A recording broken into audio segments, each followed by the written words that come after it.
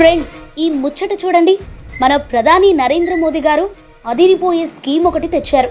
అది Bharat maritime insurance pool. ఇక నుంచి సముద్రం మీద మన షిప్పులకు వ్యాపారానికి తిరుగుండదు. అసలు ఏమైందంటే, ఇప్పటిదాకా మన షిప్పులకు ఇన్సూరెన్స్ కావాలంటే ఫారెన్ కంపెనీల దిక్కు చూడాల్సి వచ్చేదే. కంపెనీలు ఎప్పుడు రేట్లు పెంచుతాయో, ఎప్పుడు కొర్రీలు పడతాయో తెలియకపోయేది. అంటే సామాగ్రి మనది, కానీ గ్యారంటీ మాత్రం విదేశీయులది. ఇదేమన్నా బాగుందా? అందుకే మన సర్కార్ ఇక చాలు, మన పని మనమే చేసుకుందామని రంగంలోకి దిగింది. దీనివల్ల లాభాలు ఏంటంటే, అక్షరాల 12,980 కోట్ల సార్వభౌమ గ్యారంటీ ఇచ్చింది మన కేంద్ర ప్రభుత్వం. అంటే ఏదైనా ఇబ్బంది వస్తే మేమున్నామని మన గవర్నమెంట్ గ్యారంటీ ఇస్తుందన్నమాట. ఇకపై తక్కువ ఖర్చు, ఎక్కువ లాభం. ఇక ఫారెన్ కంపెనీల దగ్గర రూపాయికి దేవుడు ఆడాల్సిన పని లేదు.